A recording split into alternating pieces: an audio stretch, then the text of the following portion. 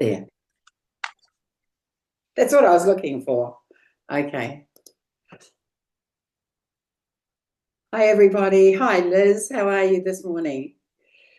Wonderful. Thank you, Margaret. Freezing down here but it is a sunny, glorious day in Lilydale, but I think it might have hit the minus numbers as I sit in front of the heater with a jacket on, but I'm here. How are Oh, you? wonderful. Oh gosh, I had a taste of what you experience this morning, like 3 degrees when I put my toe out this morning. So it was like, oh no. Oh, oh, now I know what she's talking about. I remember what she's talking about. Yeah, so two tarts on a journey, and what an exciting journey it's turning out to be.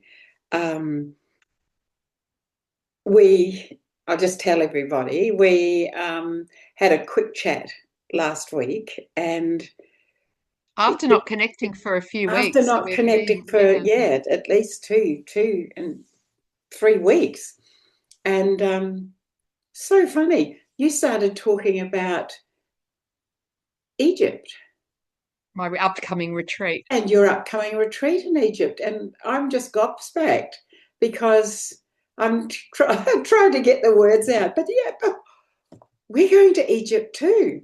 And then when we worked it out, we're going at exactly the same time To and exactly the same places nearly. exactly the same places. And that's, to me, is very telling. So it's really, really exciting. And the more and more we Oh, I'm are, getting shivers up my spine. Oh, wow. the more and more that we even think about it, I think, this is a predestined destination that we are being called to experience together. So we've been researching Egypt and the megalithic structures that have been explored there for the last 50 years or 100 years. And finally, finally decided that we would go and do this tour over there. And what really got me was the fact that we would be going to temples, and the temple of Hathor and the temple of Horus, which I'm very excited about. Plus, everything else. It's all very exciting. But then, as soon as I mentioned it to you, it's like, oh my gosh, that such a synchronicity. And there's going to be times when we cross paths, which is really, really interesting. So um, I am beside myself. I was excited beforehand when I knew we were going, and it's all booked, deposits paid, so we're on our way.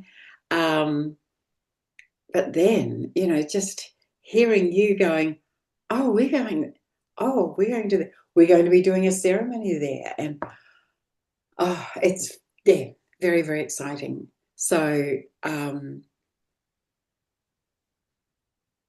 I did want to talk a little bit about, because I'm feeling a really powerful, powerful um, pull to there, and especially to those temples. And um, when I really went in and researched more about the Temple of Horus and Edfu, the whole, it's all about the walls of the walls of the corridor leading up to the temple are all inscribed with um, Thoth's history. Teachings, what he brought forward. Yeah, and the creation story, his creation story. And I mean, that goes back a little while. That little fellow with the ibis head, very, very interesting. Then I was sitting, and I was reminded really strongly of the time when my friend, well, 12 of us were in Bali, and we were in Seminyak, and on the last day of our trip there, our stay there, we booked a little trip to the Tanalot temple, and the Tanalot temple reaches up out of the ocean, and at low tide, the ocean moves back, and this beautiful temple with the caves underneath it is exposed. And so we decided we'd go. I wasn't going to go. And then my partner Tony turned around and he goes, I think you should go. You take my place. I'm not going to go. So I was rolling my eyes. All right then.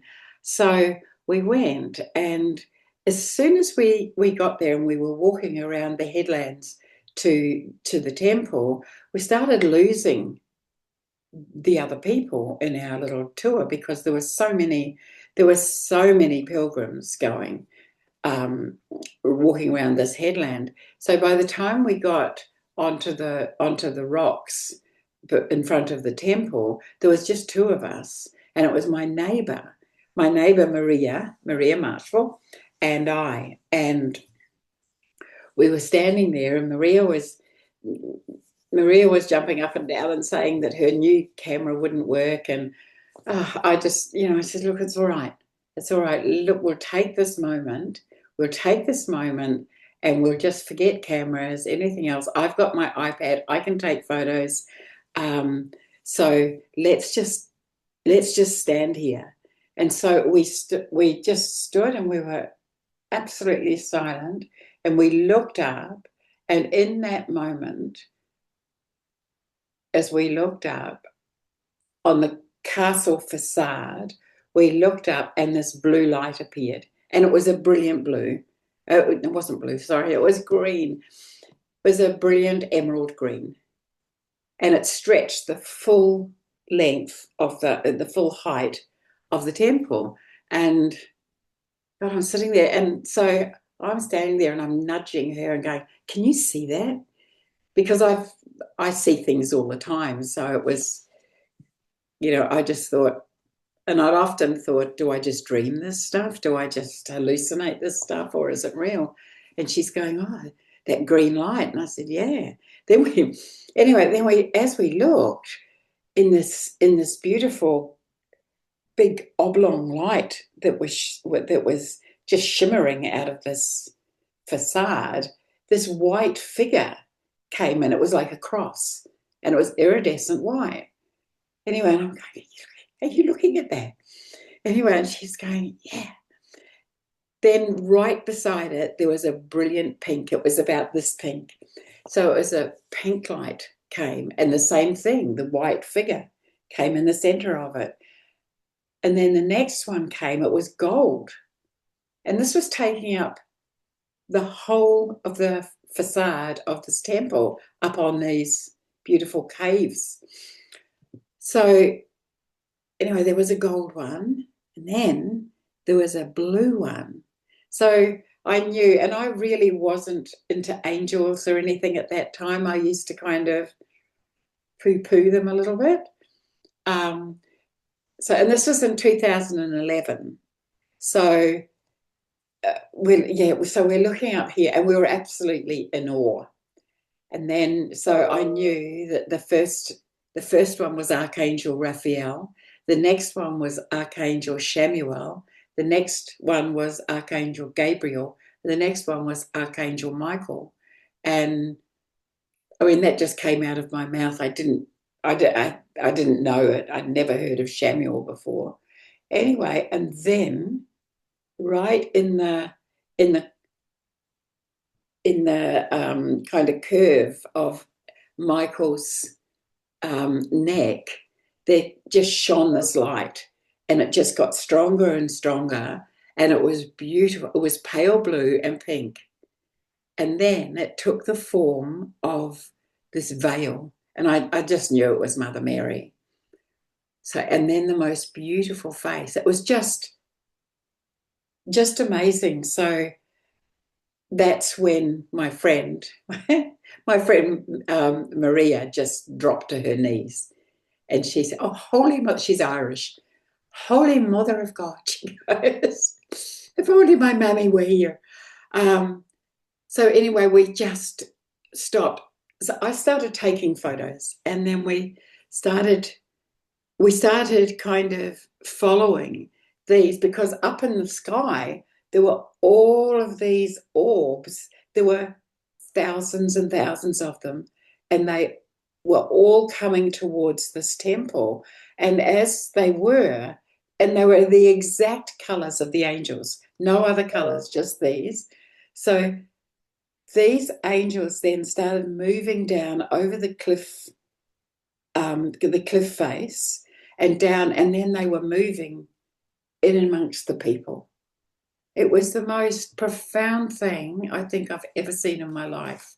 It was so beautiful. Anyway, so we saw that, and then we came home. Maria was beside, she was trying to tell everybody, and no one was listening. And she's going, "But no one's listening." And I said, "Oh, I think this might be just for us." Anyway, that night we boarded the plane to come back home. We flew into Cairns at 2:00 in the morning, and then we drove back home, and we got home at about 5:00 in the morning. So we were tired, so we got straight into bed. Now, I must have slept for all of 15 minutes, and then I was woken up, and it was woken up really powerfully, like shaken awake. And the first thing I heard was the word Thoth. And I had no idea who Thoth was.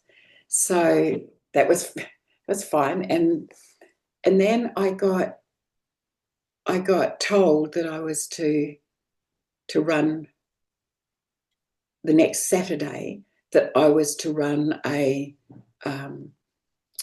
workshop. And I was told exactly, I was downloaded exactly what, word for word, how what I was going to say, how I was going to, how I was going to say it, we had no furniture in the house, because we'd been through the cyclone Yazzie. So we had no furniture. So I'm going, all right then. The only thing we did have left was my computer, and up in my office, and my desk. So, and my bed, we had a bed and that, but nothing out in the lounge, nothing in the dining room.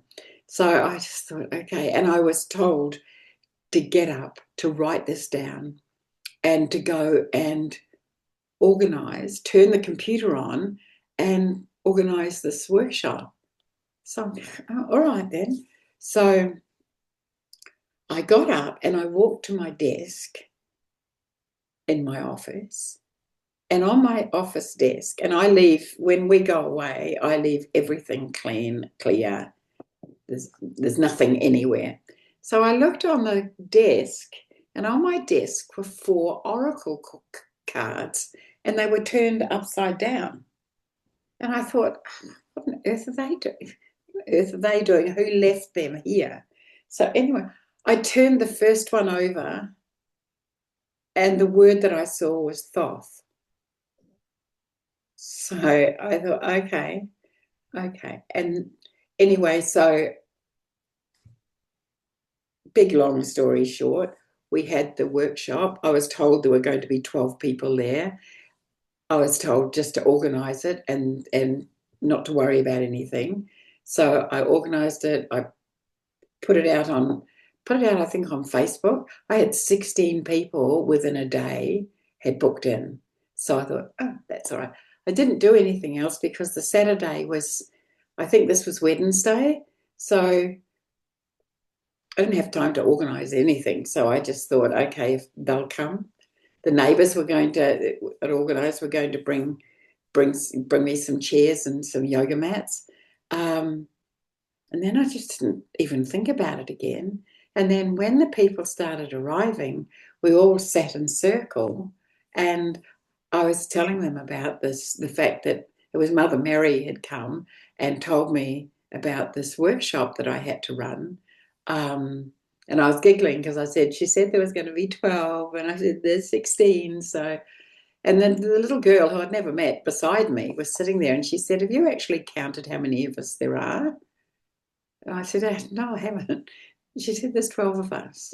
So it was, yeah, it was really interesting. But the whole profound movement of that, all of the messages I got, which I wrote down and I still have somewhere, I think that that is powerfully related to what, I don't know, what I'm going to experience in Egypt. Mm. Because everywhere we've been in the world that are temples, I get really strong messages, but nothing like that, and nothing actually to do with Thoth. So, and the fact that Thoth has nothing to do with Bali is interesting. Oh, does he? I'm sure it was all Oh, connected. yeah, just in my mind. Well, the fact that I didn't even know who it was, Yeah. because I've never really been drawn to Egypt or history or the history of Egypt. The only reason I really was interested is because Tony is fascinated and fixated on its history. But I'm excited now. So that's what I really wanted to share, because I think this is it feels like a thread that's going from there to there. And then when I think of all of the other places, and I'm sure you've done the same and had incredible experiences around the world with temples and spiritual messages.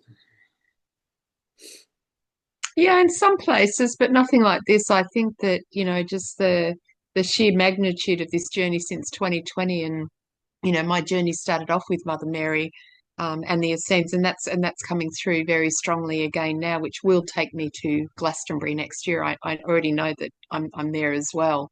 But this, for me, the ancient civilizations, I've been drawn down that rabbit hole since about 2021, and Egypt, I've been saying I'm going to be there, I'm going to be there. And I think it's part of our remembering of who we truly are. And I think, and not necessarily in human form either. I really think that weaving those words you were saying and the colors and the weaving of light and vibration and all of those there, I think I can't put it into words, but I have a feeling that it's going to be deeper along those lines, and just what's coming to light there, and me learning more about, the decline of Atlantis and Lemuria, and the things before Lemuria, Yeah, and the journeys there. I think it's going to be profound. Do I know what's going to unfold? Not 100%. I just know I get shivers. I get not even overwhelmed. I just get this beautiful emotion that comes through of just pure. Oh, I can't even say it. Perhaps it's pure light. Perhaps it's pure sound or vibration. I have no idea. But yeah, just the excitement, and the way for us that it's unfolded, which we'll talk more about when we bring my co-facilitator on, Mel. But how easily it's just all come about, and how it's all just fallen into place, and the people that are just being drawn to it because it's a very small group. And then, as I said, sitting there talking to you, there's there's no coincidences of where we're being placed at any no, given time. So, mm, what's about to open there. I know Robert Grant's been there, and I've been listening to him a lot about the temples and his recent conversation with Amelia and the portals and his work there. And I just, for me, it's profound, the sacred geometry and all of yes, those things that are there. There's something really big forming that's beyond me at the moment, but just yeah, this feeling of, I don't know, I can nearly say a feeling of coming home, but it's a feeling of, it would only be one home in a particular part, but wherever we need to be at this moment. And I don't know whether any of that made sense, but it's more of it's a known, that it's just going to take place. It's just going to be all we're going to be there with ease. It's just happening around us. You Yeah, know, it's all absolutely. coming together so easily, and the people and it's not lost on me that we met from one side of the world to the other, and here we're having this conversation, and all of a sudden we're going to be placed on the other side of the world together this time. So I think there's a lot of magic unfolding at this time. Yes. And I think the key word may be magic. It's yeah, and as you say, in whatever form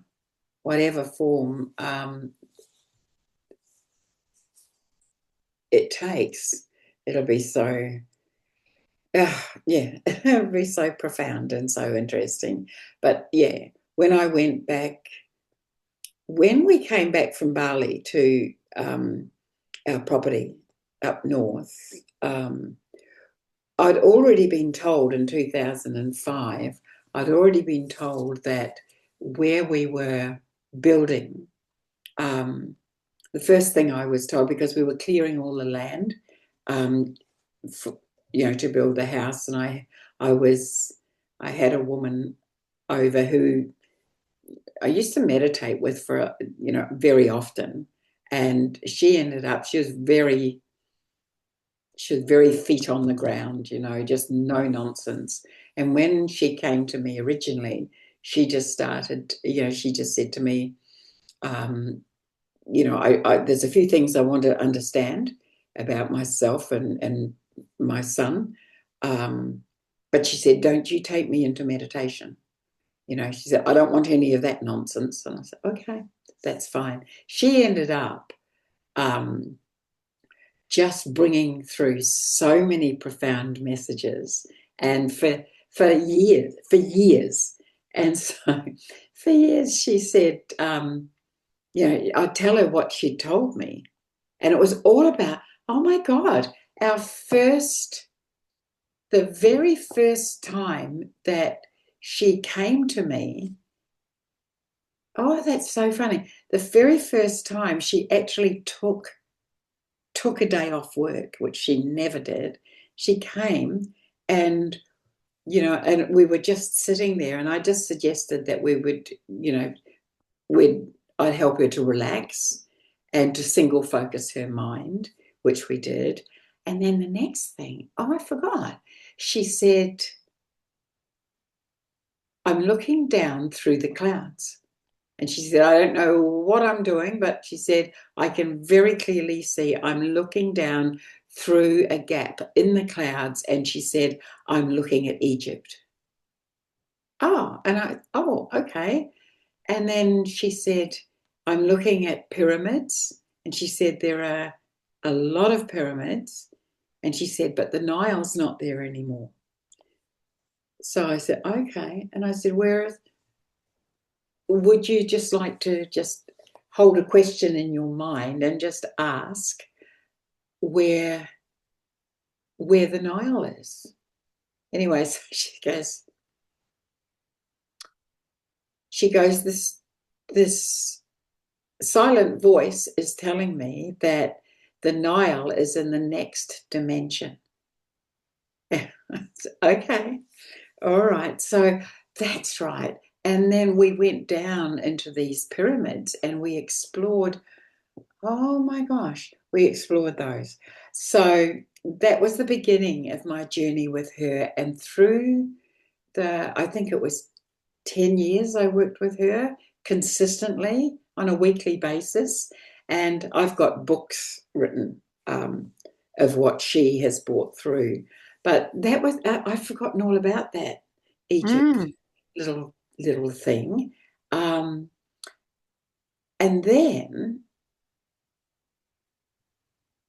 so then later on, when we were clearing our property ready to build, she came, and she was sitting out on the tree stumps, and anyway, and then she said, I have the need to close my eyes. So she closed her eyes, and then she started telling me that, and this was before the cyclone. She started telling me to tell my partner Tony that he had to create beautiful gardens with pathways through them. And I said, yep, okay, I'll tell them that. And to keep the music down. And she said, because when the earth turns upside down, she said, the angels will appear. And she said, they will be walking the paths. So when we came back, then we had this massive cyclone, which actually uprooted all of the trees in the forest and turned them upside down. So we had trees planted head deep into the ground, and the roots of the trees were upside down. So when we came back, I noticed all of the energy lines were different, because that's what I see energy, and I see energy around trees. But instead of the energy being around the trees, they were actually in horizontal and vertical lines, all of these energy lines like a grid. And then all of the angels came back with us, and Mother Mary. So they were everywhere, all through the gardens, and that's what I call these orbs of light. They were the angels. And then slowly, like over probably the next 18 months, 2 years, they began to dissipate. And they used to jump on my hands. They'd get really small. And when I was writing on the computer, they'd jump on my hands, and then they'd go and highlight words. I don't know why I'm telling you all this. But then about 5 years ago, I went back up north to visit my neighbour and my daughter who lives up there. And we were out on the cane. We were out at my daughter's place, and there was all cane fields everywhere. And when I was saying goodbye to my neighbour, Maria, she looked up and she was pointing, and she said, "Can you see what I see?" And there were all these cane fields, and rolling across the top of the cane fields were all of these brilliant, and they were multicolored, brilliant orbs of light. And they were just rolling, and then they were dropping down. They were coming out through the bottom of the corn stalks, and they were just covering the ground. Anyway, my little granddaughter, she ran out, and she was just delighted. And she goes, "Oh, look, Nat," she said, "are these fairies?" So it was, because often Maria and I would say nobody would believe this. Nobody would believe this stuff, that we talk about. But then to have this little 9-year-old run out and just try and capture these beautiful little lights, and just saying, are they fairies? Are they beautiful? It was very, very, very profound. So that's when I said to her, I said to Maria, "Oh my gosh, this isn't finished. This isn't finished. I'm really excited to see what's going to happen next." And they've only just started coming back. Mm-hmm. Wow. I see all, but these specific ones, they've started coming back into this house here. So, so I'm really, and it's since we've been talking about going to Egypt. So I really do feel it's a very profound mission. And I'm talking mission because I do feel it's going to be a lot of stuff that is inexplainable right in this moment. But I don't think it will be by December. Yeah, my feeling is that even for me, there's a lot of unfolding within me still that will take place between now and the time we arrive. Yeah. And that's sort of been, and I nearly think now, just talking to you, I wonder if that's why it's been such a fast unraveling. Like we've unraveled since 2020, but this last 5-6 months have been extraordinarily telling, like really going in the core and all of that. And and I think